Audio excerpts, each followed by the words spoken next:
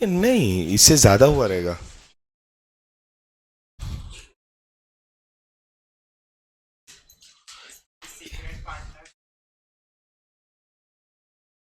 उसके बाद कुछ हुआ ही नहीं है।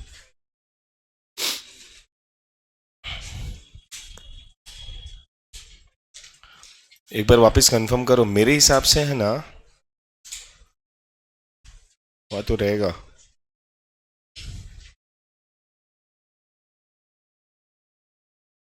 चेक करो कि किसी को भी याद ही नहीं है।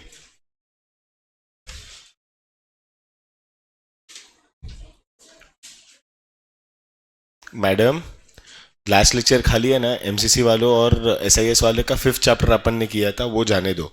जो फोर्थ चैप्टर का अपना जो चालू था, उसका कितना हुआ था वो बताओ।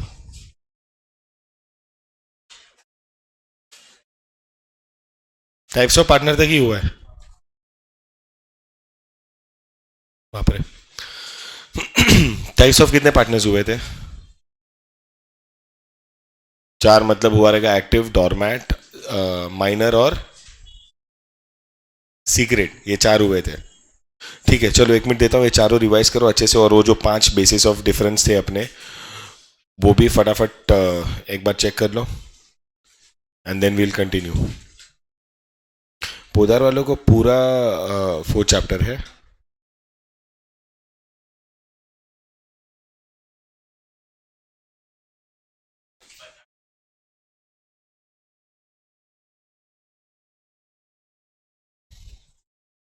फोर्थ इन लोग का कितना हुआ है कॉलेज में? कोऑपरेटिव सोसाइटी हो गया है, जॉइंट स्टॉक कंपनी। तो 4 चैप्टर तो पूरा ही रखेंगे ना। And your exams are starting in the next week. अच्छा, 1 दिसंबर को है। हाँ तो फिर ठीक है, तो फिर अच्छा खासा टाइम है। एंड एमसीसी और एस आई एस वाले का तो एग्जाम चालू हो गया ना, बरोबर। और एमसीसी वाले को जितने भी ये है 4 चैप्टर में क्वेश्चन है, उसके सबके खाली फीचर्स है, बरोबर ना। ओके। और तुम लोग का नेक्स्ट वीक से एग्जाम है। ठीक है। चलो फटाफट पहले टाइप्स ऑफ पार्टनर्स कर लो, फिर अपन एक न्यू फॉर्म ऑफ बिजनेस भी स्टार्ट करके खत्म करेंगे, क्विक।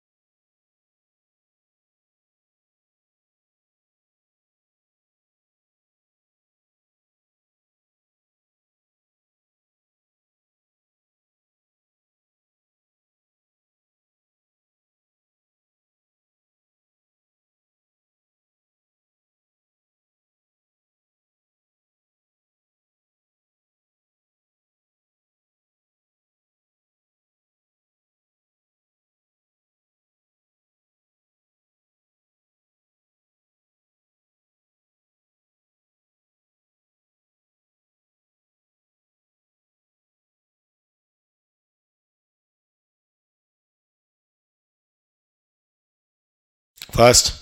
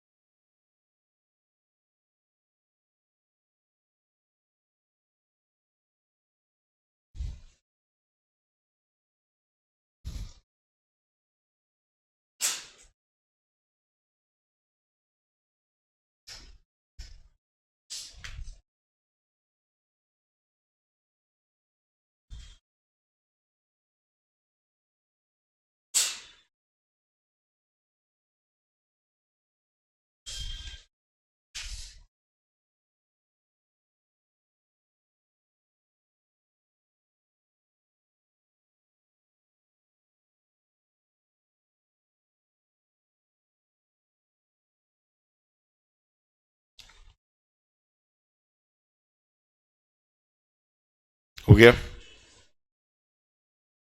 पढ़ा चारों? Okay, going on to the next one. Secret partner नहीं हुआ था ना? Okay, so there is this one partner called as secret partner. ये बंदे का सीन क्या है मालूम है? He does not want his identity to be revealed. मतलब उसको नहीं चाहिए कि किसी को भी पता चले कि वो पार्टनर है, but he is a partner in the firm. Okay, capital contribute करेगा, but when it comes to management ना, तो बुक में दिया है कि he manages the affairs of the firm.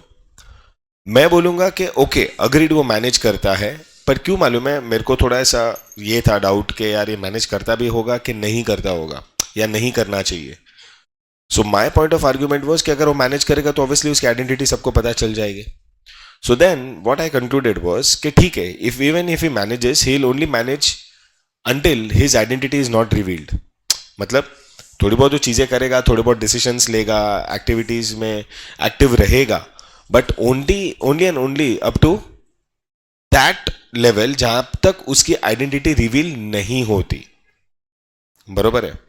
You understand? So that is a secret partner. Okay, losses भी share करता है बंदा, लाइबिलिटीज भी अटैच करेगा इवन इफ द क्या बोलते हैं, the losses are beyond the capacity of the firm. Okay, वो करेगा, वो सब करेगा, and that is somewhere an understanding between the other partners and the secret partner. ना you tell me what about the notice of retirement. अगर समझो ये बंदा रिटायर हो रहा है फर्म से, तो will you have to give a public notice about his retirement और नॉट?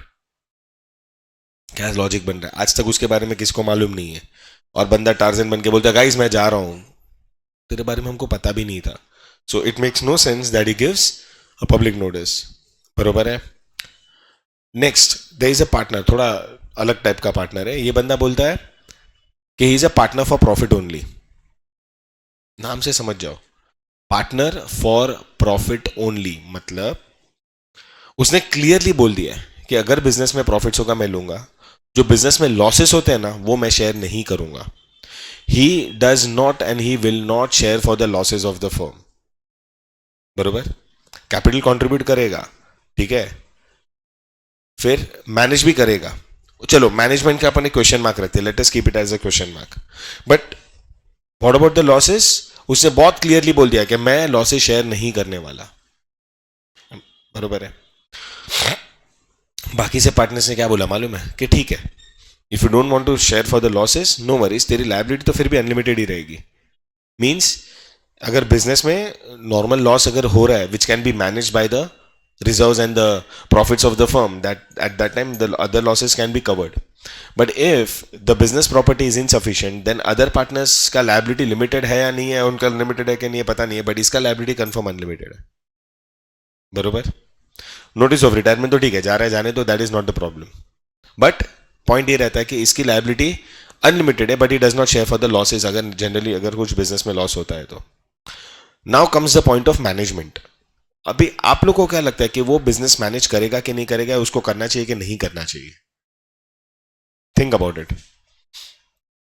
बुक में मत देखो, बुक में एक्सप्लेनेशन दिया ही नहीं है. So this is my personal question to you guys कि व्हाट डू यू फील कि अगर वो बंदे का मैनेजमेंट का ऑप्शन आता है तो विल ही और विल ही नॉट, और शुड ही नॉट, और will he be allowed to manage और will he be not allowed to manage? बोलो. Sorry, why? Exactly. See, I will not say that management from him can be completely taken away, or we can only give him that rights or those management rights which may not have a lasting impact or a longer impact or a impact which can lead to significant losses.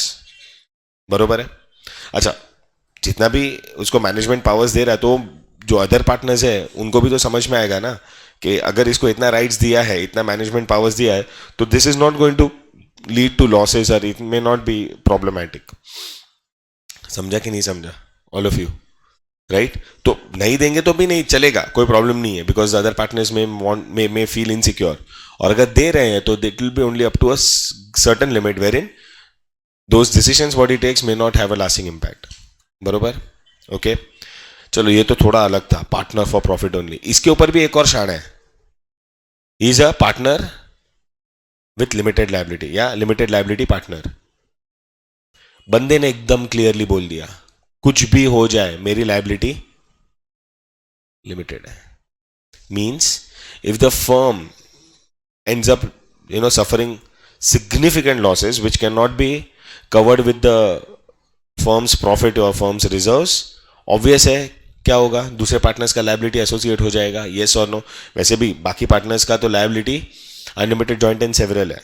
तो यहां पे बंदे ने एकदम clearly बोल दिया क्या कि मेरी लायबिलिटी हमेशा लिमिटेड ही रहेगी. I will not want to share anything out of my personal pockets, my personal assets. चलो दूसरे पार्टनर ने बोला ठीक है तेरे को तेरी लायबिलिटी लिमिटेड रखनी है, मेरे को प्रॉब्लम नहीं है. बट अगर फॉर्म में नॉमिनल लॉसेज होते हैं, नॉर्मल लॉसेज होते हैं which can be covered with the profits और the reserves of the firm, that you will have to contribute. ऊपर वाले ने क्या बोला था, मेरी फर्म में यह है कि भाई मेरा जो फर्म में लॉस हुआ तो वो मैं नहीं भरूंगा. He was a partner for profit only but his liability was unlimited. Here his liability is limited but will not share for, I mean, his liability is limited, but will have to share for the nominal losses. समझा? Yes or no? और उसके लिए condition भी इसके लिए भी same ही रहेंगे ना. कैपिटल कंट्रीब्यूट करेगा, फर्म छोड़ के जा रहा है, उसका नोटिस दिया नहीं दिया, दैट इज सेकेंडरी. इसका भी मैनेजमेंट राइट उतना ही रहेगा जितना पार्टनर फॉर प्रॉफिट ओनली है. क्यों? बिकॉज इसका भी तो सेम इश्यू है ना.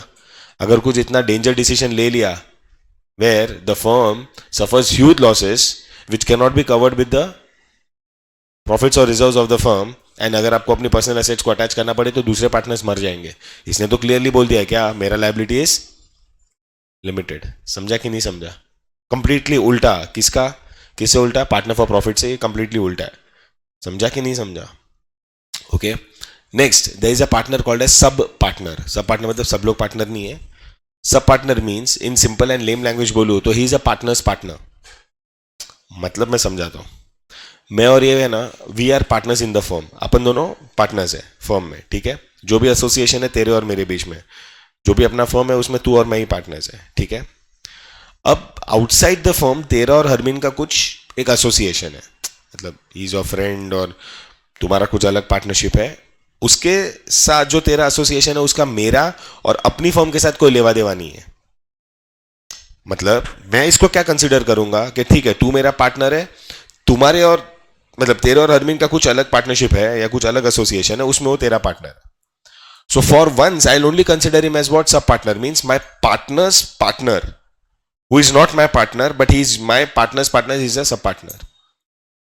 समझा कि नहीं समझा? वो भी कब मालूम है, when will I consider him as a sub partner, not when we are trying to understand our firm and our firm's activities. इसका एसोसिएशन जब अपने फर्म के साथ होता है ना, कब होता है मैं बताता हूं. मैं और ये पार्टनर्स है, for some reason he is not available, बीमार है, बाहर गया है, वेकेशन पे है, वॉट एवर. और तूने क्या किया, तूने अपना part of rights, duties, responsibilities उसको देके गया. तू nothing beyond what was given to you in the firm.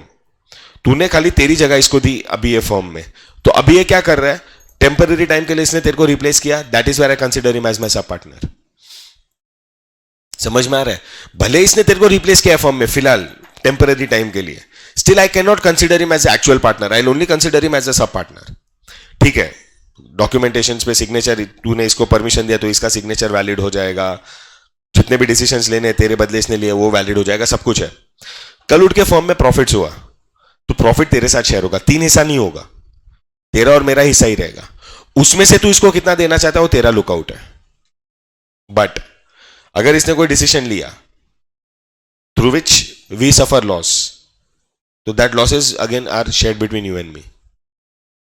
तू उसके पास बाकी पर्सनल में जाके जो तू उसके साथ वसूली करता है that is not my problem, but just because I have accepted him as a sub partner, ठीक है, तो his decisions if they are leading to losses I will also have to share with that. अच्छा, 3 हिस्सों में profits and loss share नहीं होने वाले, 2 ही हिस्सों में होने वाले. प्रॉफिट भी हुआ तो 2 हिस्सों में बटेगा, लॉस हुआ तो भी 2 हिस्सों में बटेगा. उसके साथ तेरा पर्सनल इक्वेशन क्या है, that is outside the firm. समझा कि नहीं समझा? इसमें रिटायरमेंट का तो कोई लेवा देवा नहीं है, तो खाली टेम्पररी टाइम के लिए पार्टनर बना है. येस और नो? मैनेजमेंट उतना ही कर सकता है जितना तूने बोला है. लॉसेस एंड लायबिलिटी तेरे और मेरे ही लगेंगे, इसका कोई एसोसिएशन नहीं है. तेरा और इसका पर्सनल एसोसिएशन है. उसके बाद तू उसमें उसके पास से जाके जो वसूल करना चाहता है कर सकता है. That is again your lookout, not my lookout. समझा कि नहीं समझा? Sub partner, easy. Okay, last, बहुत ध्यान से सुनना, क्वाजी पार्टनर। अब मैं समझाता हूं। अपन तीन चार पार्टनर्स थे, ठीक है, 1 2 3 4, अपन चार partners. You as a partner have decided to retire from the firm. आज का डेट क्या है? 18th of November। This day you decided to retire from the firm. Okay, now कैसा होता है, जिस दिन तू रिटायर होती है ना, उसी दिन तेरा हिसाब किताब हो जाना चाहिए। जो भी तेरा रिसीवेबल्स है, जो भी तेरे पेमेंट्स है, जो भी है, वॉट एवर इट इज, आज हो जाए बेटर है, क्योंकि फिर कल से it is all our lookout.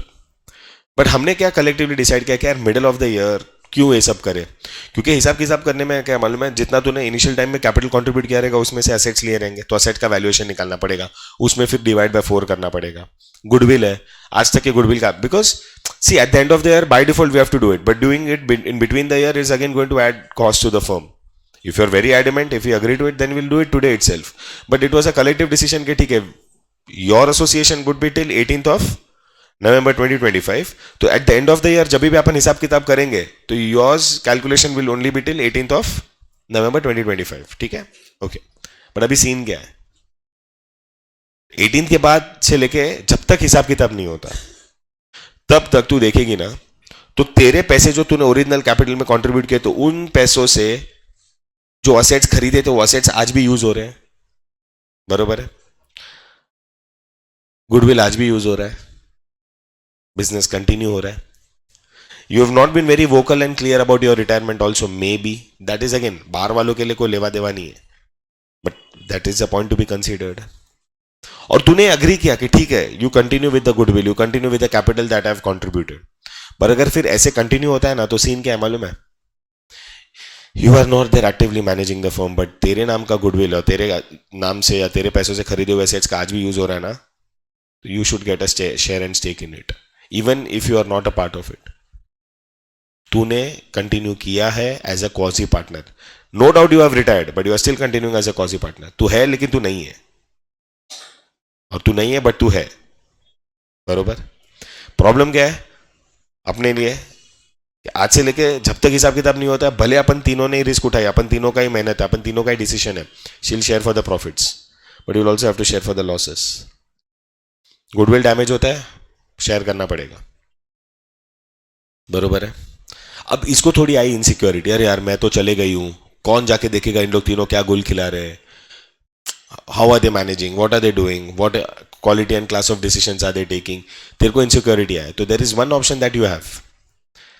आज के बाद जितना भी तेरा रिसीवेबल्स है, जितना भी तेरा कैपिटल कंट्रीब्यूशन है, जितना भी एसेट्स का वैल्यूएशन डिवैल्यूएशन, एसेट्स का ठीक है, वो तो लास्ट में ही होता है कभी भी, बट गुडविल और कैपिटल जो तेरा है रिसीवेबल्स में, तेरे को चाहिए तो तू फर्म के लिए क्या कर मालूम है? Convert that capital into loan. किस में कन्वर्ट करवा दे? Let us put that in our books of accounts के जो 18th of November तक था वो कैपिटल था, उसके बाद समझो तेरा 10 लाख का रिसीवेबल्स था, दैट 10 lakhs बिकम्स लोन। अब जब लोन हो जाता है ना, you will not share for the losses, you will not share for the profits. तेरे को बाय डिफॉल्ट क्या मिलेगा? उस लोन पे इंटरेस्ट मिलेगा, मतलब you have a secured income. You are not worried कि बिजनेस आगे होगा या नहीं होगा, चलेगा कि नहीं चलेगा। वो जो इनसिक्योरिटीज है ना, दैट बाय डिफॉल्ट निकल जाती है। पर अगर हमने फिर आज के बाद जितना भी अच्छा खासा प्रॉफिट कमाया, you are never going to get a share in it, because तूने वो कैपिटल को क्या कंसिडर किया है? Loan to the firm. समझा कि नहीं समझा? मतलब ये पार्टनर है लेकिन ये पार्टनर नहीं है, ये पार्टनर नहीं है लेकिन समवेयर है। समझा कि नहीं समझा? कॉजी पार्टनर, ऑल ऑफ यू, पक्का? श्योर? सबके सब देख लो fast.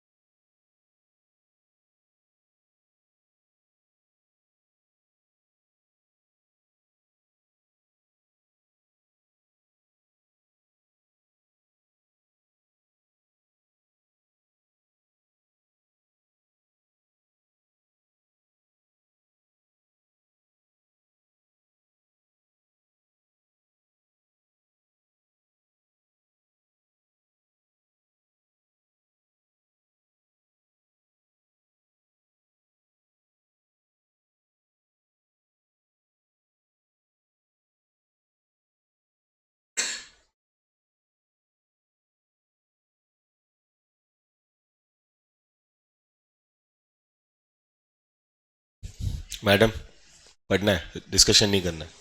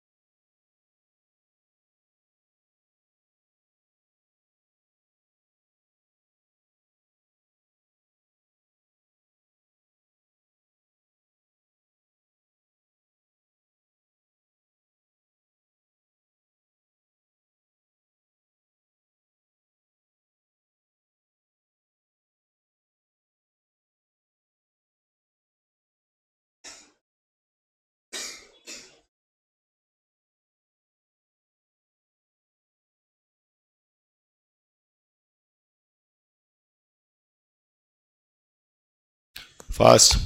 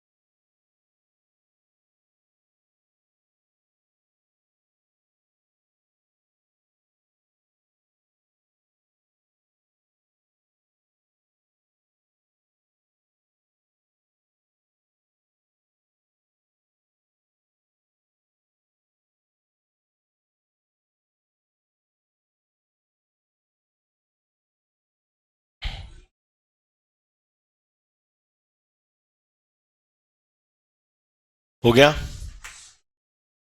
All of you done. Okay. Now starting with a new form of business.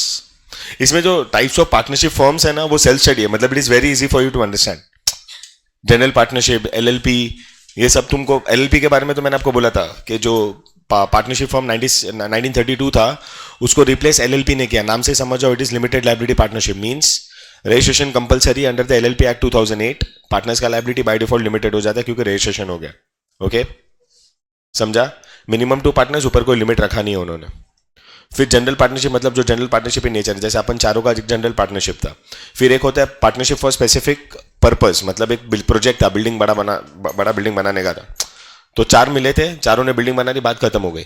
Partnership for a particular period of time, 3 साल तक पार्टनर्स रहेंगे, उसके बाद तुम तेरे से कंटिन्यू करना है करो, तो नहीं करना है तो मत करो. पार्टनरशिप फॉर अनलिमिटेड ड्यूरेशन, मतलब जब तक चलता है चलने दो, नहीं हुआ नहीं जमा छोड़ देंगे. समझा? तो वो तो तुम वैसे ही पढ़ सकते हो, मतलब it is kind of very easy for you to understand, self study में आ जाता है.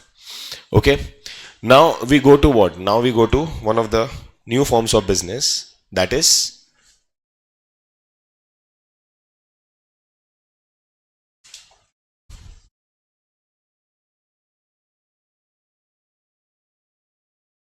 क्या? Joint Hindu family firm. ये ना, जितना मैं इतने में एक्सप्लेन करूंगा ना उतने में सब कुछ तुम्हारा हो जाएगा, मतलब it is very easy. Okay, that is, ये फॉर्म ऑफ बिजनेस की 2 पेक्युलरिटीज मैं बताता हूं. ओके, सबसे पहला, it is only found in India.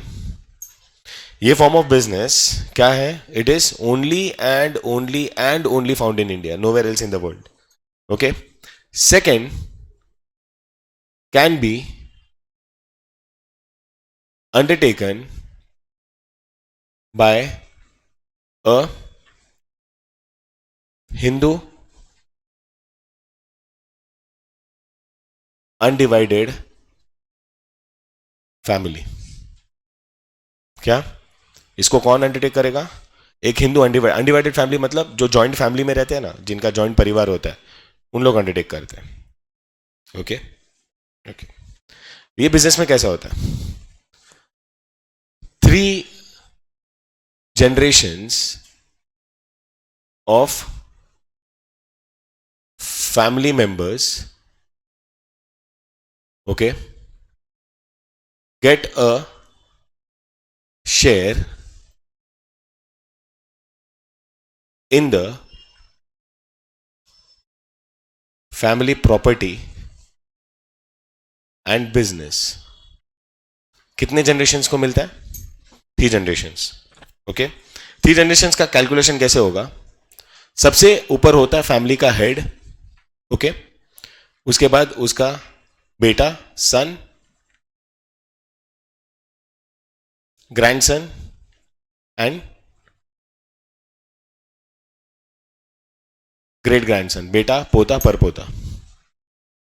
Okay, अब जो हेड ऑफ द फैमिली होता है ना, उसको क्या बोलते हैं? क्या? कर्ता. क्या बोलेंगे? जो बाकी के जितने भी फैमिली मेंबर्स हैं उनको कलेक्टिवली क्या बोलेंगे? को पार्टनर्स. क्या बोलेंगे? समझा? अच्छा, जो कर्ता भी होगा ना, उसका जो ये रहता है पोजीशन कौन देता है? Karta is the senior most क्या? Male member in the family. क्या है? He is the senior most male member. And seniority in terms of age. जो तुम्हारे फैमिली बिजनेस में जो सबसे बुजुर्ग इंसान रहेगा वही कर्ता बनता है. And others are collectively called as what? They are collectively called as co-partners. This business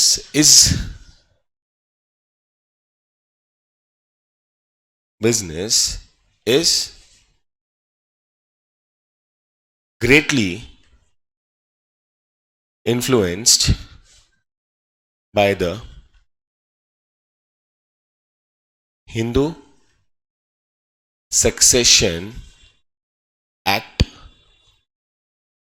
1956. क्या? एक एक्ट है जिसका अच्छा खासा प्रोविजंस इन लोग ने अपने बिजनेस में इंप्लीमेंट किया, अप्लाई किया. But this is not a controlling act, it is just a governing act. Governing मतलब बहुत सारे इनके प्रोविजंस जो है, जो इन लोग फॉलो करते हैं, they have been influenced by the Hindu succession act. Actual में देखने जाओ ना तो there are two schools of thoughts. There are two schools of thoughts which control most of the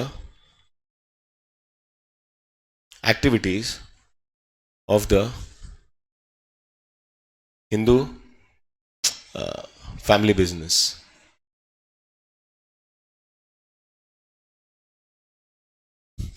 कौन से है वो दो स्कूल ऑफ थॉट्स? सबसे पहले का नाम है Mitakshara law.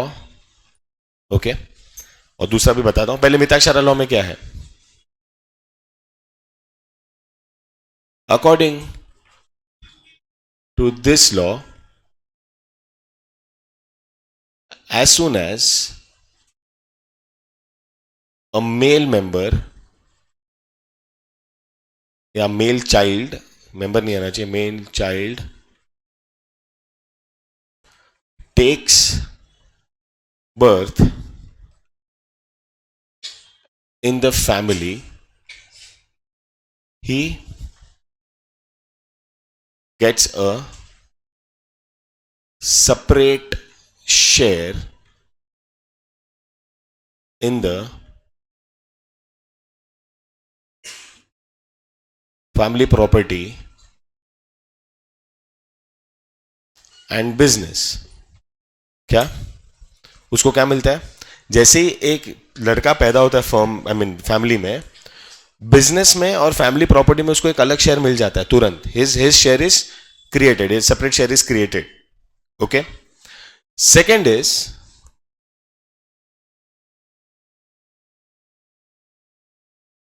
Dayabhaga law. Dayabhaga में क्या होता है? No separate share is created for a child. अब मैंने खाली फॉर अ चाइल्ड लिखा है, मतलब इसमें कोई फर्क नहीं पड़ता कि लड़का है कि लड़की है. ठीक है. No separate share is created for a child on their birth in the family. Okay. A separate share shall be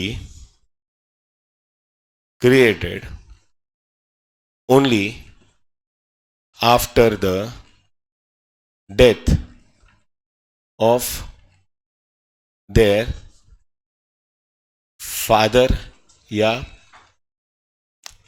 husband. Means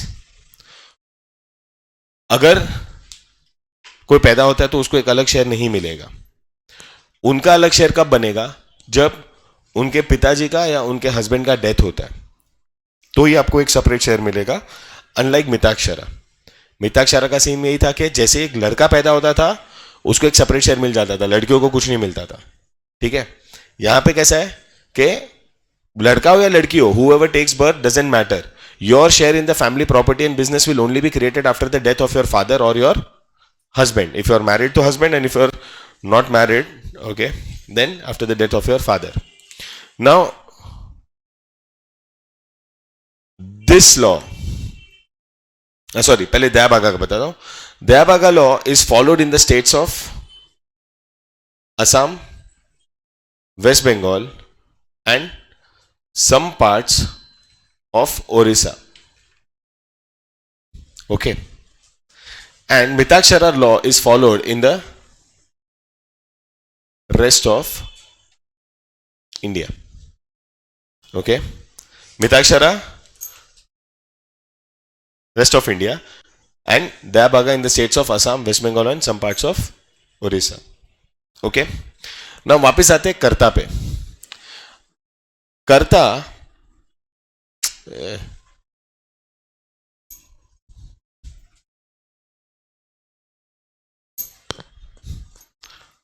कर्ता has the sole decision making powers. Basically,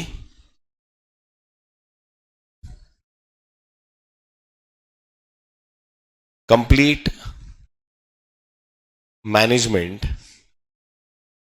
rights are with the कर्ता. कर्ता ही पूरा का पूरा manage करता है, कर्ता ही पूरा का पूरा डिसीजन मेकिंग करता है. Co partners will only follow what the कर्ता सेज. अगर कर्ता ने कुछ बोला, कर्ता ने कोई डिसीजन लिया जिसको इंप्लीमेंट करना है with the support of co partners, then only it will happen, otherwise it doesn't. Clear है? को पार्टनर्स को कोई हक नहीं होता डिसीजन लेने का या कंट्रोल करने का. दे only follow the orders given by कर्ता. अभी ऊपर तुम देखोगे ना तो greatly influence by Hindu succession act, but it is not the, बोलते ना, उसको खाली अपन फॉलो करते उसके प्रोविजंस को, ये कंट्रोल नहीं करता.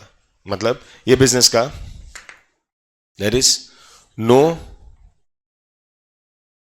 रजिस्ट्रेशन, इज नो रजिस्ट्रेशन, क्योंकि एक्ट ही नहीं है.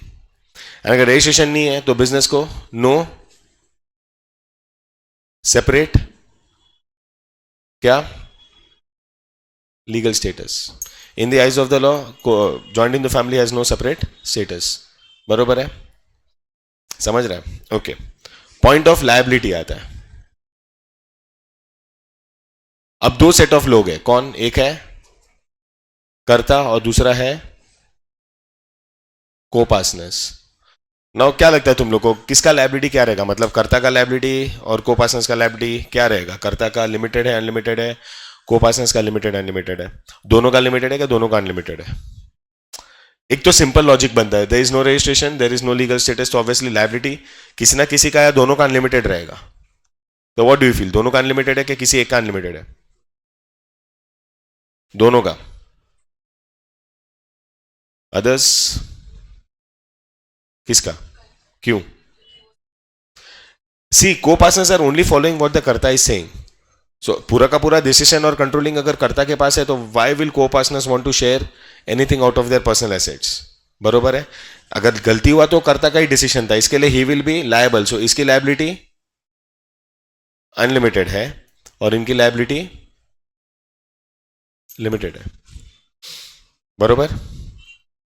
एक और बार पीछे घुमाना, चमाड़ मार के घर पे भेजूंगा. पर्सनल डिस्कशन करना है बाहर निकल के करो, इधर नहीं. समझा इतना? Okay. Let's talk about the point of membership. Obviously इसमें लोग तो रहेंगे. क्या लगता है कितने रहेंगे मिनिमम, कितने रहेंगे मैक्सिमम? बोलो. How many minimum partners, I mean, persons you need to form a society, I mean, to form a family, joined in the family? तीन. माँ बाप और बेटा. ओके, तो मैक्सिमम?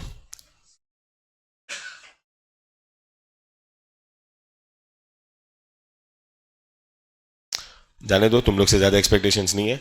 मेंबरशिप है ना, देर इज नो मिनिमम या मैक्सिमम का कोई limit. It all depends on births and deaths in the family. ऐसे किसी को मिनिमम मैक्सिमम फैमिली के लिए अपन नहीं डिसाइड कर सकते. Outsiders can't decide that. एक पॉइंट ऑफ टाइम पे एक फैमिली बिजनेस में कितने लोग हैं? 20 भी हो सकते हैं, 5 भी हो सकते हैं, 500 भी हो सकते हैं. Doesn't matter. We can't have a control over it. समझा इतना? एवरीवन पूरा जो भी इसमें मैंने मैक्सिमम चीजें आपको कवर कर दिया, बता दिया, मतलब I have covered most of the things. Okay everyone, just खाली बोर्ड पे जो जो चीजें थी ना एक बार गो थ्रू करो फास्ट. इसमें से अगर कुछ नहीं समझता तो यू हैव टू आस्क मी.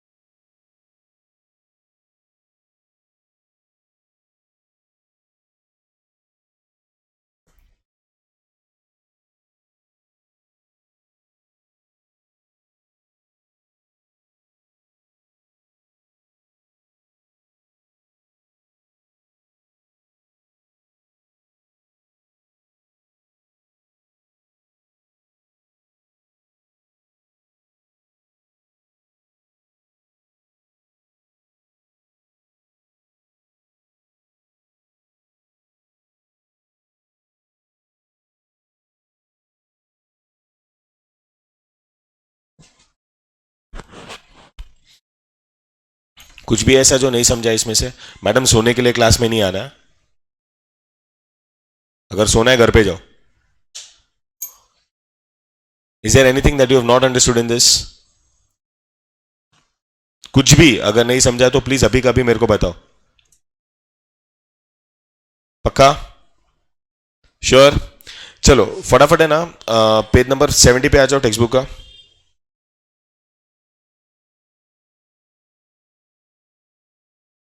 देखो इंट्रोडक्शन पार्ट।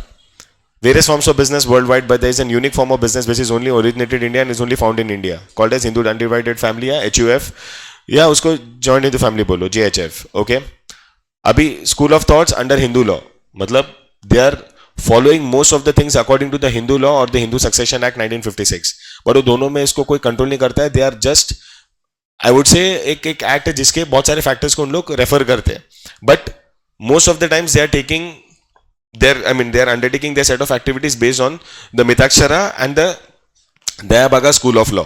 Mitakshara क्या बोलता है? Only a male member in the family can inherit the family business. Hence, the son, grandson, and great grandsons become the joint owners of the family business. He gets equal rights like his family. In the family like his father. बरोबर from the ancestral property. He also has the right to ask for the division in the family property. उसको नहीं जमेगा तो निकल भी जाएगा, कोई फर्क नहीं पड़ेगा, उसको अपना हिस्सा मिल जाएगा और वो कल्टी मारेगा। दयाबागा इसमें both female and male members will be co-partners, but their co-partnery will only come into existence after the death of their husband या father. बरोबर है? समझा? नाउ डेफिनेशन तो ठीक है, फटाफट फीचर्स पे आते हैं। It is only existing in, guided by Hindu succession act 56। Formation, it is formed as per the operation of Hindu law. Yes और नो? आपका मेंबरशिप इन द फर्म किस पे डिपेंड करता है? You have to take birth in the family, blood relation ही इसमें चलता है, बाहर वाले कोई भी इसमें अलाउड नहीं होंगे। The senior most member is called as, the other members are called as. Your membership in the firm is only based on you are taking birth in the family, बाहर वालों को अलाउड नहीं है। The karta and the co-partners jointly own all the property of the business. Yes और no? Karta खाली control करता है, लेकिन प्रॉपर्टी में तो सबका हक है। Everyone has an stake in the family business. Yes और नो? बरोबर है? हाँ, karta becomes the custodian of the family. Fifth point को मैं बाद में पढ़ाऊंगा। Sixth, management. The business is manage by, yes और no? They have no right to participate in the management. कौन? Co-partners. They only follow the decisions given by और taken by, yes और no? समझा? जो भी ये प्रॉफिट शेयर होता है फैमिली बिजनेस का फैमिली मेंबर्स में, बट कौन से रेशियो में होगा वो कौन डिसाइड कर रहा है? करता ही डिसाइड करेगा। कहा कि मेरे ये को-पार्टनर को इतना, मेरे को-पार्टनर को, ये मेंबर को इतना, वो खुद डिसाइड करेगा। फटाफट देखते हैं मेरिट्स। फॉर्मेशन बहुत इजी है, क्यों? Because there is no registration and all required. Yes और नो? राइट? और कितने मिनिमम लोगों के, कितने मैक्सिमम लोगों के, उसके ऊपर कोई रेस्ट्रिक्शन नहीं है। यस और नो? खाली सॉरी, फैमिली मेंबर्स में क्या होना चाहिए? एक अग्रीमेंट बनना चाहिए, क्या ठीक है अपने को फैमिली बिजनेस चालू करना है, they will start in and they will initiate it. Yes और no? Next, protection of co-partners interest. क्यों मालूम है? कि कभी भी तुम देखोगे मोस्ट ऑफ द स्टेट्स में मिताक्षरा लॉ फॉलो होता है। यस और नो? और अभी अपन ने ऊपर क्या पढ़ा कि जब भी को-पार्टनर को, कोई भी को-पार्टनर को अपना हिस्सा अगर चाहिए और अपने बिजनेस में से अपना पार्टीशन करके निकलना चाहता है, निकल सकता है। So your interest is always safe guarded. मतलब तुम्हारा पैसा, तुम्हारा जो फर्म में इंटरेस्ट है, तुम्हारा जो हक का है, वो तुम्हारा ही है, कोई और तुमसे ले नहीं सकता। Okay? Yes, you have the possibility of taking quick and prompt decision. Why? Because who is the person responsible to take quick and prompt decisions? कौन लेता है डिसीजंस? तो किसी के लिए रुकेगा, किसी को पूछेगा, किसी के साथ बात करेगा, किसी के लिए रुकेगा डिस्कशन करने के लिए? No. If he feels if he is supposed to take any decision, he will take it. So there are quick and prompt decisions, okay, can be taken in the joint family. Next, on the job training. इसमें कैसा है मालूम है? जितने भी लोग इसमें पैदा होते हैं ये फॉर्म ऑफ बिजनेस में, they get on the job training. On the job training मतलब बचपन से देख देख के ना, दे हैव लर्नड। आज कितने मैं मेरे दोस्त लोग को जानता हूं जिनके बाप का धंधा है या दुकान खोल के बैठे हैं या मैन्युफैक्चरिंग है, छोटा मोटा बिजनेस यूनिट है। उन लोग कोई ऐसी स्कूल्स में या कोई ट्रेनिंग सेंटर्स में या कोई कॉलेजेस या यूनिवर्सिटीज में नहीं गए जहां पे उनको उनके फैमिली बिजनेस का या उनका जो बिजनेस है उसकी ट्रेनिंग देता है। See, education and all is important, I agree, but specifically तुम्हारी एक्टिविटीज कैसे कंडक्ट की जा रही है, कैसे तुम लोग अपनी एक्टिविटीज को अंडरटेक करते हो, that training you are going to get it on the job only ना। देख के, समझ के, सीख के अपन करते हैं, हाँ या ना? तो ऑन द जॉब ट्रेनिंग इनको मिल जाता है। बचपन से सेम चीज देखी है, बचपन से वही देखा हुआ है, automatically you inculcate those things. Yes और नो? समझा? तो yes, on the job training मिल रहा है उनको। ओके? एंड सबसे बड़ा बेनिफिट किसके लिए? को-पार्टनर्स के लिए। क्यों? बिकॉज उनकी लायबिलिटी लिमिटेड है क्या अनलिमिटेड है? इसके लिए becomes a bigger benefit, yes और नो? प्रॉब्लम क्या है डिमेरिट्स में? सबसे पहला प्रॉब्लम यही है कि कर्ता का लायबिलिटी, यस और नो? राइट। दूसरा, ये बिजनेस को अगर एक्सपांशन करना है, अपने एक्टिविटीज का डाइवर्सिफिकेशन करना है, डेवलपमेंट्स करना है, तो उसके लिए पैसा और लोग चाहिए। वो तो तुम जबरदस्ती नहीं क्रिएट कर सकते। पैसा सब लोग ने, फैमिली बिजनेस वालों ने कंट्रीब्यूट किया तो एक लिमिट तक ही रहेगा। And if you need managerial abilities to be better, तो you need more people, you can't add people from the outside। जो भी लोग रहेंगे फैमिली के रहेंगे।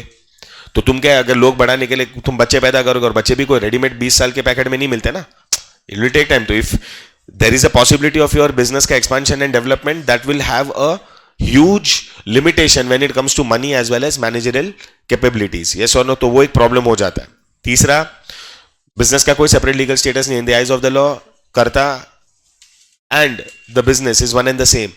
कल उठ के कुछ भी हुआ तो इन लोग, बिजनेस का तो कोई अस्तित्व है नहीं, तो किसका गला पकड़ेंगे? कर्ता का। उसको अपने असेट्स वगैरह को अटैच करना पड़ेगा, हाँ या ना? Right. Partition of business. Now ये बिजनेस का सबसे बड़ा स्ट्रेंथ क्या था मालूम है? सबसे बड़ा स्ट्रेंथ था कि सब लोग मिलके रहते थे। See in olden days there was this concept of living in a joint family. जितना बड़ा परिवार होता था उतना सुखी होता था। अब फंडा ही चेंज हो गया, छोटा परिवार सुखी परिवार हो गया, यस और no? See for the society it is great that you have controlled population, India में वो नहीं है। But if you talk about this business specifically, तो ये प्रॉब्लम हो गया ना। दो चीजें हो रही है, एक तो परिवार छोटे हो रहे हैं, सेंसिबिलिटी आ रहा है लोगों में। दूसरा, they are demanding for their partition. They are demanding for their partition means मेरे को मेरा हिस्सा दो, मेरे को कल्टी मारना है। समझ में आ रहा है? I am wanting my own share in the property, मेरे को दो, मैं निकल रहा हूं, मेरे को इसमें नहीं। क्योंकि तुम समझो ना, अगर कोई बंदा है जो ग्रैंडसन है, ये उम्र वाला है, 15 17 20 25 साल वाला है, उसको मालूम है वो कर्ता की पोजीशन तक पहुंचते पहुंचते वो भाई बुढ़ा हो जाएगा, और मिलेगा कि नहीं मिलेगा वो भी नहीं मालूम है।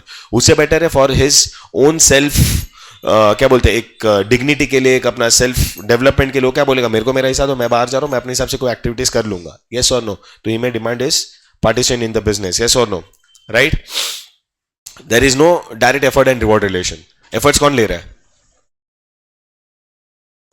रिस्क किसके ऊपर है? मेहनत कौन कर रहा है? डिसीजन में फिनेस कौन ला रहा है? मजे कौन ले रहा है? अबे भूतनी के लोग, सब लोग ले रहे हैं। The profits are being shared by everyone in the family. तो एफर्ट रिवॉर्ड रिलेशन नहीं है ना। पार्टनरशिप और सोल ट्रेडिंग में क्या था? There was an direct effort reward relation. जितना भी मेहनत सोल ट्रेडर करता था, पार्टनर्स करते थे, उसके रिवॉर्ड्स भी सब में ही शेयर होते थे, पार्टनर्स में, और सोल ट्रेडर खुद अकेला लेके जाता था। इसमें एफर्ट्स अकेला एक करता डाल रहा है, मजे कौन ले रहा है? सब लोग ले रहे हैं, हाँ या ना? समझ में आ रहा है कि नहीं आ रहा है एवरीवन? पक्का? श्योर? तीनों के तीन आंसर पढ़ लो। खाली फीचर्स का फिफ्थ पॉइंट मैंने आपको नहीं बताया है, वो मैं बताता हूं, पहले बाकी के सब पॉइंट्स पढ़ो first.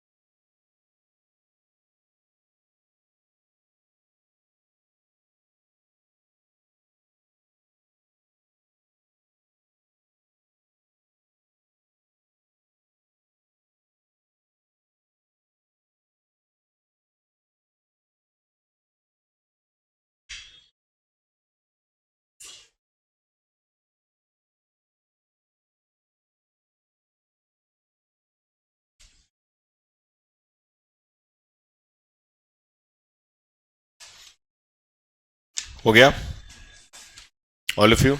Okay, now trying to understand the point of credit standing. मेरी बात है ना, ध्यान से सुनना. नाउ व्हेन आई से क्रेडिट स्टैंडिंग मतलब क्या? सपोज मैं एक बिजनेसमैन हूं, which form of business doesn't matter.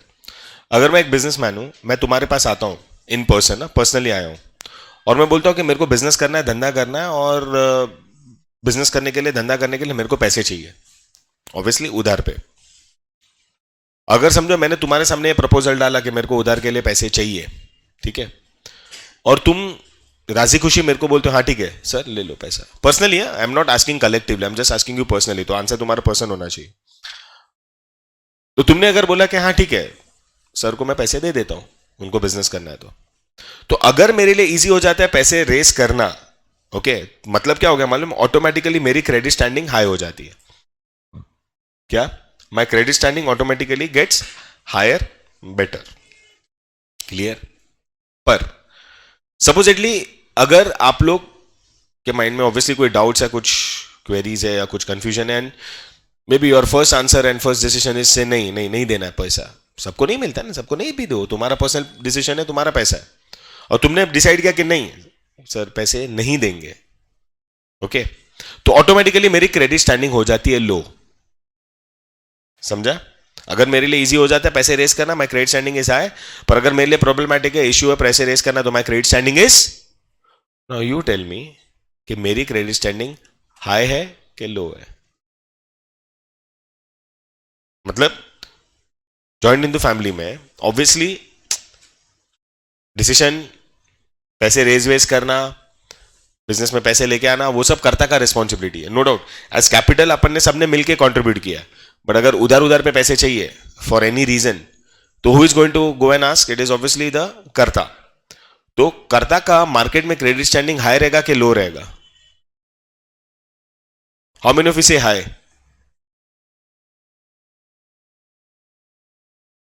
How many of you से नहीं लो रहेगा? मतलब इन पर्सन में अगर आपको पूछता हूं कि मैं तुम्हारे पास आया एज द कर्ता ऑफ द फर्म, तो आप लोग मेरे को पैसे दोगे कि नहीं दोगे? Will you want to give me money or not? देगा. क्यों?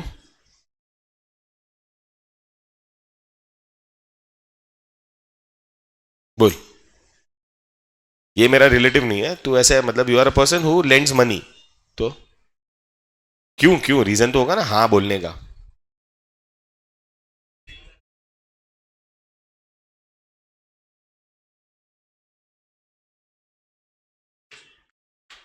अच्छा, तेरा काम है इन्वेस्टमेंट करना, इसके लिए तू पैसे देने का डिसाइड कर रहा है, ओके. हाँ, पीछे वाला कुछ बोल रहा था, बोल बोल.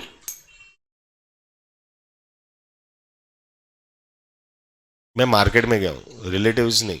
आई हैव गॉन टू, एंड तेरा काम ही है, समझो तू एक बैंक है, where you have the offer of an option of lending money. So are you ready? Why? How? Investment करने के हिसाब से, ओके. इसने भी हाँ बोला था, वाई? बुक में आंसर मत पढ़, इट्स ओके, है भी नहीं बुक में आंसर, पर्सनल आंसर है, इन्वेस्टमेंट पर्पज के लिए, ओके. तो तुमको कोई डाउट या रिस्क नहीं लग रहा? डाउट और रिस्क तो सबके माइंड में भी होता है ना. गर्ल्स, बहुत जन ने हाँ बोला था, why? Anyone if has the answer?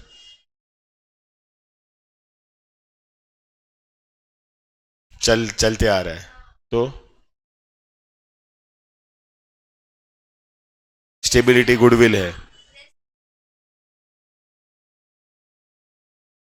C business was getting down is the time I needed money. ज्यादा है, ओके, वाओ, गुड आंसर. और कोई?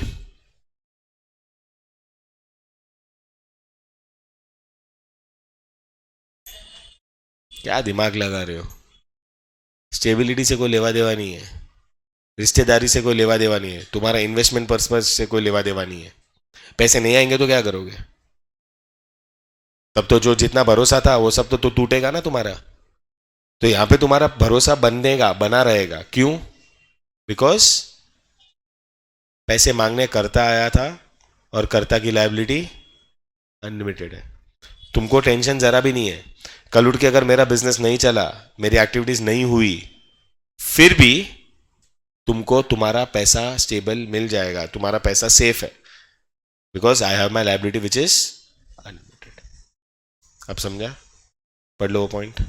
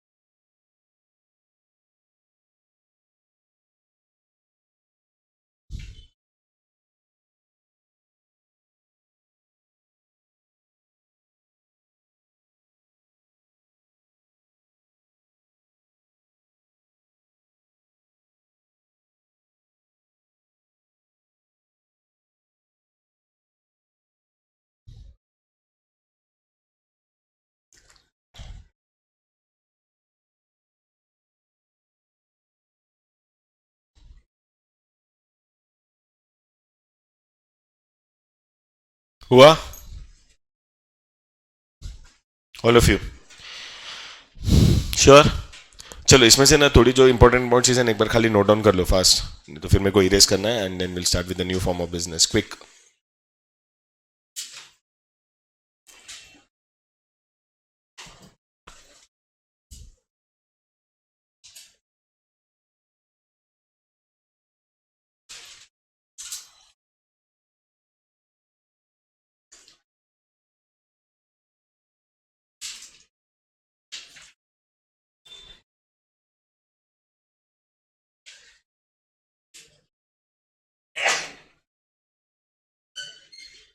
बुक और पेन खोलना है, मुंह नहीं खोलना है।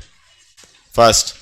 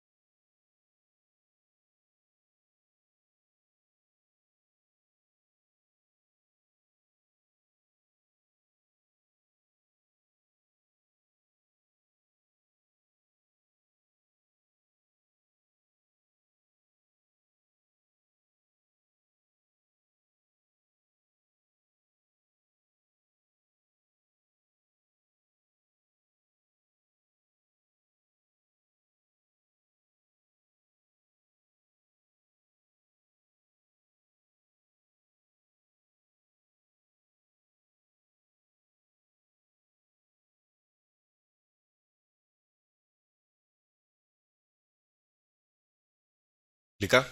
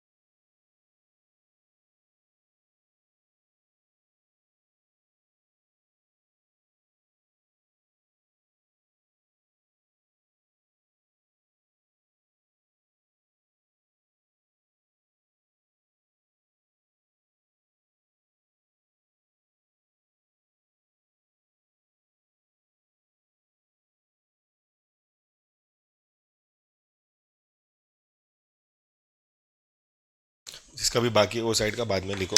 First, let's start with the new form of business called as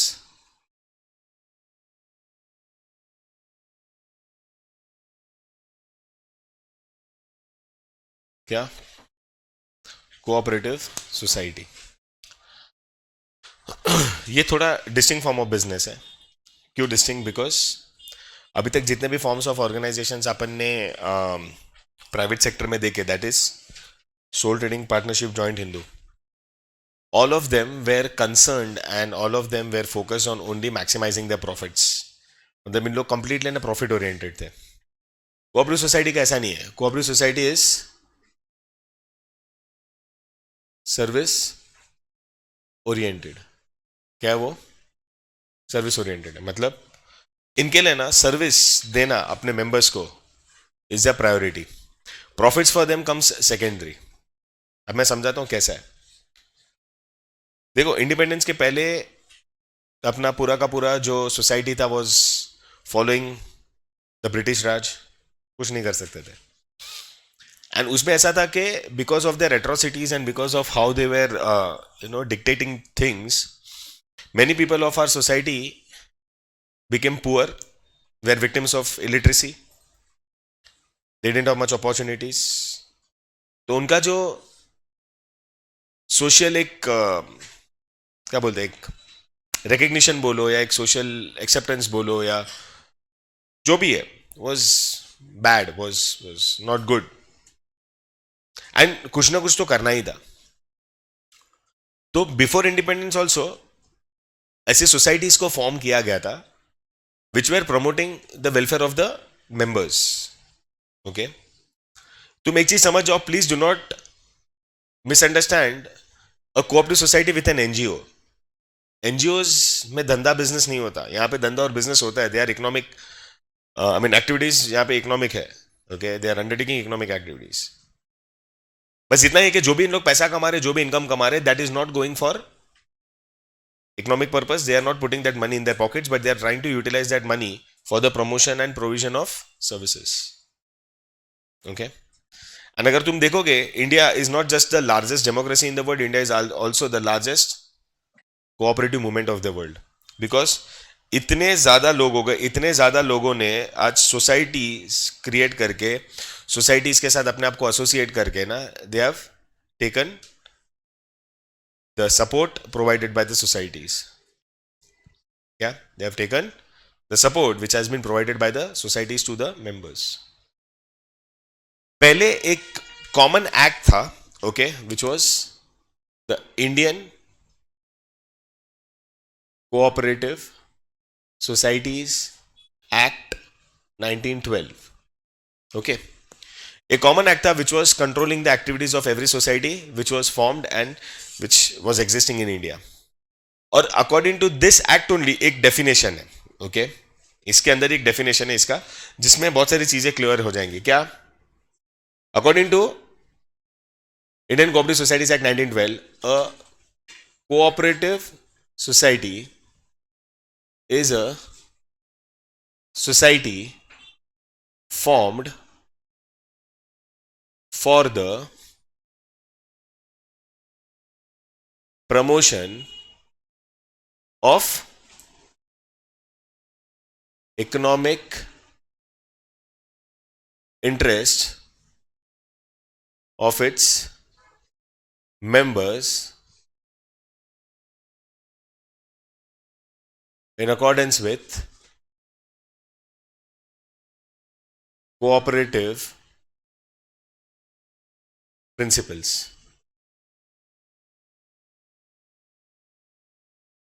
क्या? A cooperative society is a society which has its objectives for the promotion of, एक मिनट, मैंने कुछ रॉन्ग लिखा. Cooperative society is a society which is formed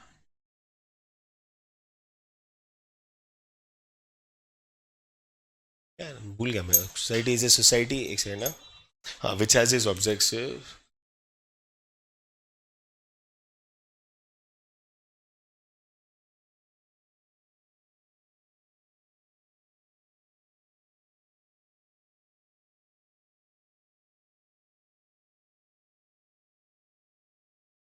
हाँ, okay.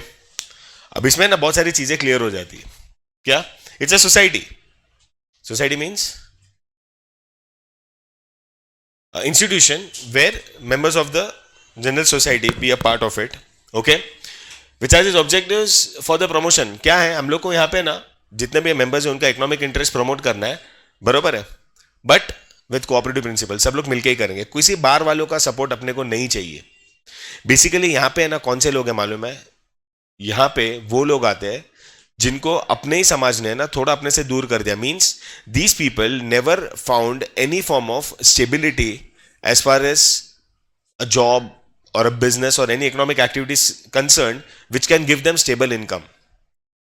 Actually क्या हुआ मालूम है? जैसे ही जॉइंट स्टॉक कंपनी वाला, जॉइंट स्टॉक कंपनी अपन next form of business next lectures में करेंगे, तो जब वो आया ना तो it promoted a lot of opportunities for a lot of people. मतलब लोग जेन्युइनली अपना घर बार गांव में खेती बाड़ी सब छोड़ छाड़ के ना, they were getting attracted to the opportunities which were given by the joint stock company to the people. And ऐसा था कि हाँ, joint stock company was having the potential and capacity to give a opportunity to a lot of people, but it was not for everyone. No doubt, lot of people got associated with joint stock companies, but the opportunities were not for everyone. So what happened ना, अपना ये जो society है, they got divided into two set of people. One with stable income, money, stability, etc. And one which wanted to work, which had the potential, which had the capacity, which had the required skills, but they never got opportunities. तो अपना समाज दो हिस्सों में divide हो गया. अब ये जो ये साइड वाले लोग थे, उन लोगों को काम करना था, मेहनत करनी थी, हार्डवर्क करना था. They wanted some form of economic stability for themselves, but because of lack of opportunities what happened is they decided. उन्होंने देखा जॉइंट स्टॉक कंपनी जैसा फॉर्म ऑफ बिजनेस बड़े लेवल पे काम कर रहा है, बड़े लेवल पे धंधा कर रहा है, तो अपन भी है ना एक अच्छे खासे लेवल पे अपना काम धंधा चालू करते हैं. बट अपन क्या है ना, we will not be as selfish as a joint stock company where they are only concerned with profits and their own economic betterment and interest. Rather, what we'll do here is we will also undertake activities at a larger scale, We will also make sure that we carry that potential to earn money for ourselves, but the money will not be in the pockets of the firm, will not be in the pockets of the society, but the money would be utilized for the betterment of the people of the society. We will promote economic interest of our members.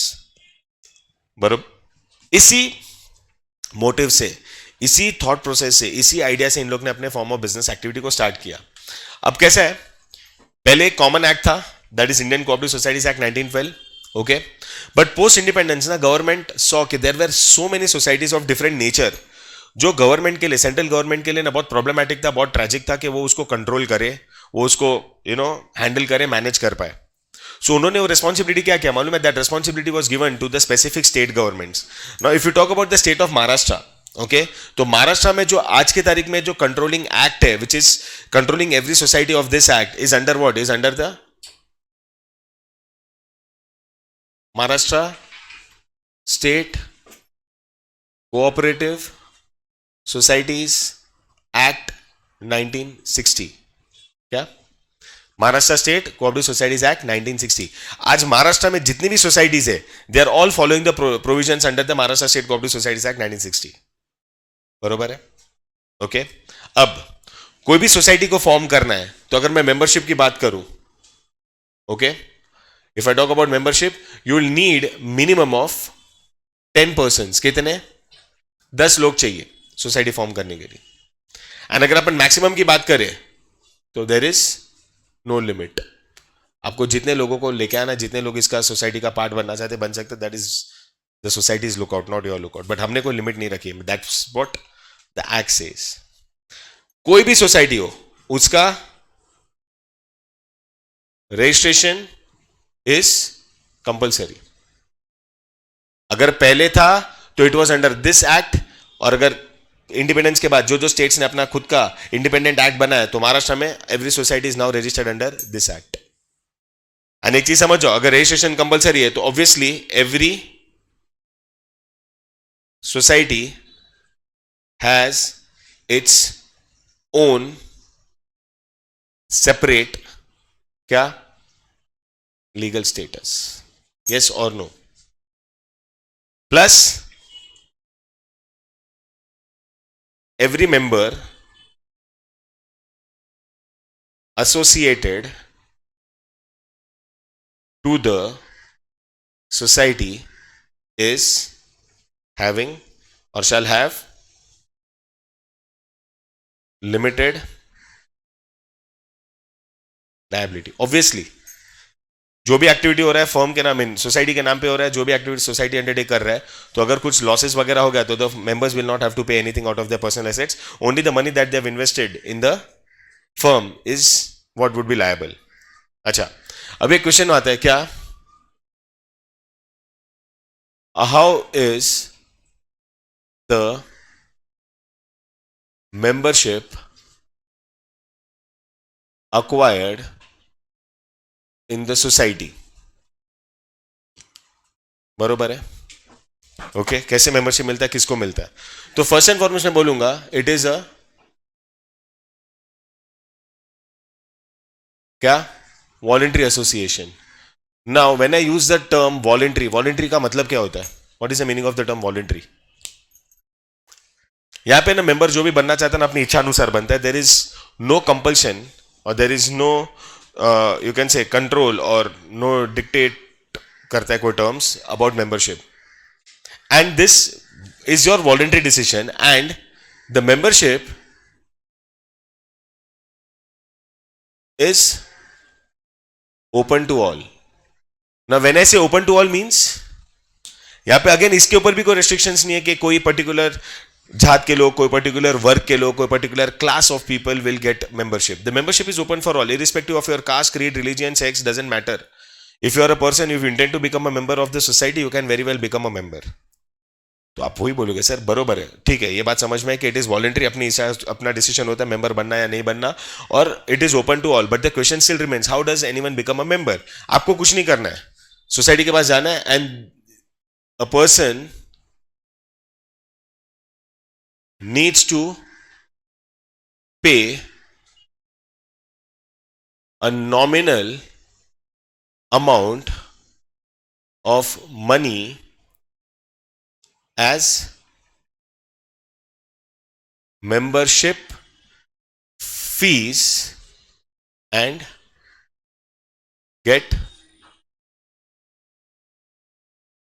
the membership in the society.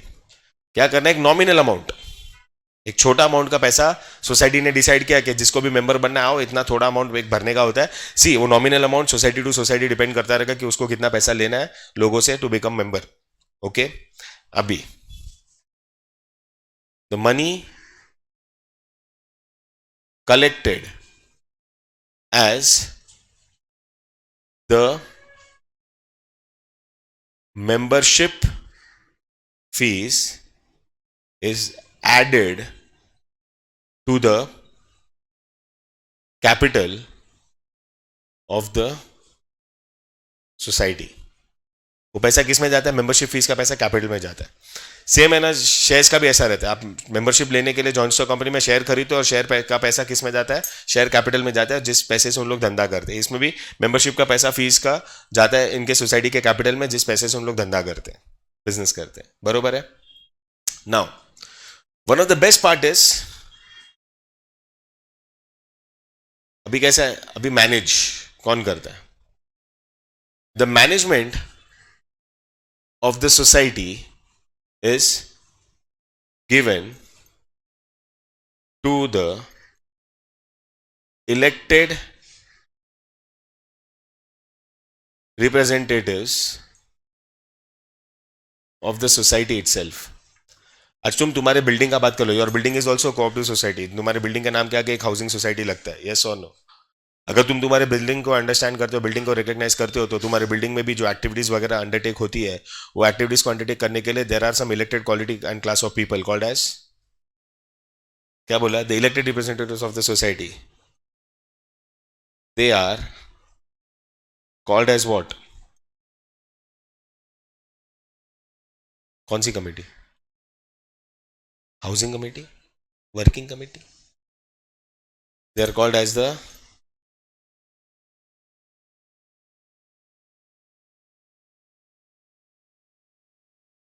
क्या? They are called as the managing committee. Managing committee में जो भी लोग होंगे, chairman होता है, secretary होता है, ट्रेजरर होता है, जॉइंट सेक्रेटरी होता है, etcetera. These people are also elected by the other members of the society only. बाहर वाले कोई नहीं इन लोग होते. मतलब ये पॉइंट का एक अंडरलाइंग पॉइंट यही है कि कोई बाहर वाले लोग यहाँ पे आके सोसाइटी को मैनेज नहीं करते.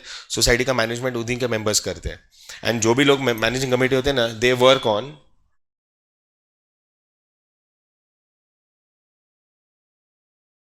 नॉमिनल बेसिस, या फिर नॉमिनल वर्ड नहीं लिखेंगे तो honorary basis.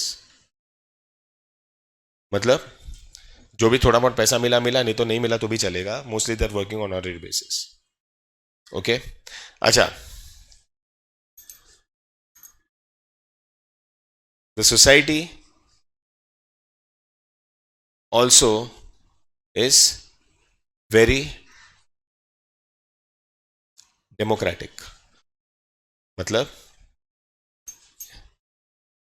they follow and promote क्या?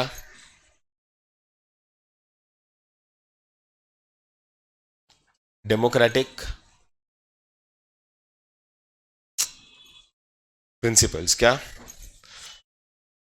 You know what is the meaning of democracy? समझता है ना? For the people, by the people, of the people. सुना है ना अपन ने?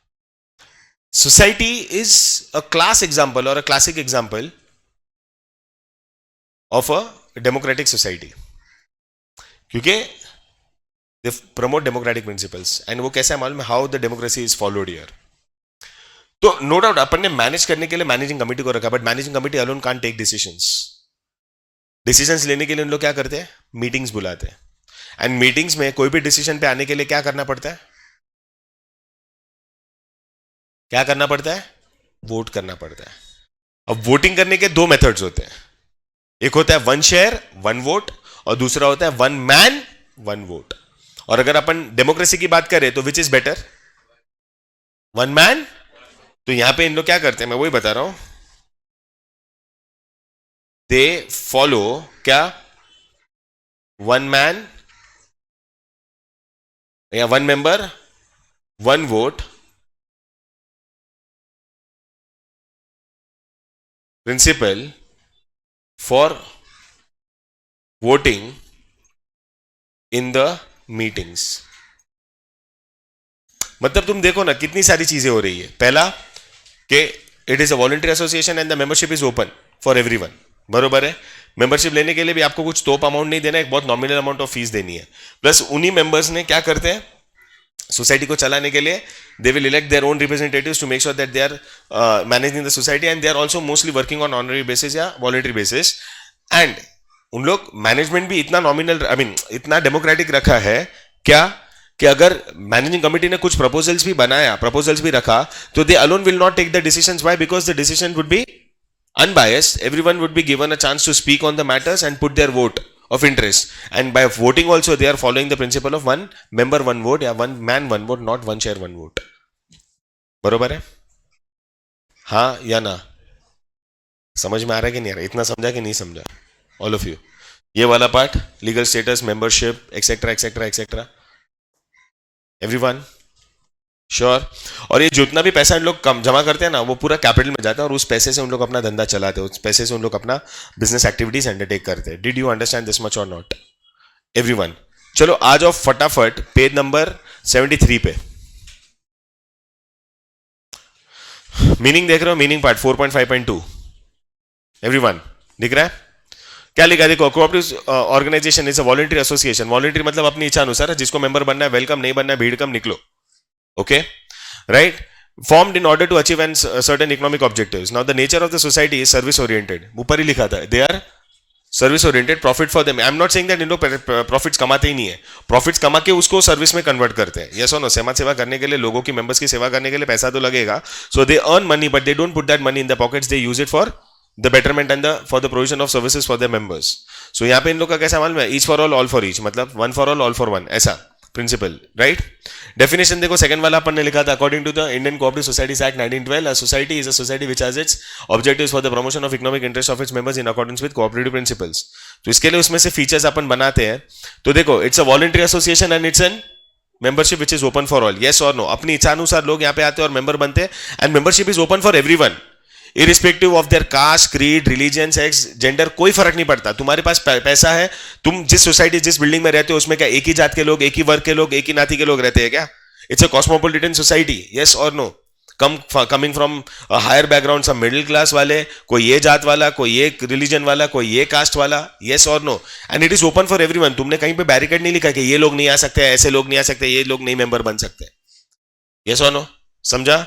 सो there is no discrimination on the basis of caste, creed, religion, gender for membership, and they follow what? They follow democratic principles. मैंने बोला ना, one of the classic examples for the promotion of democracy is a society, क्योंकि सब लोग मिलके करते हैं।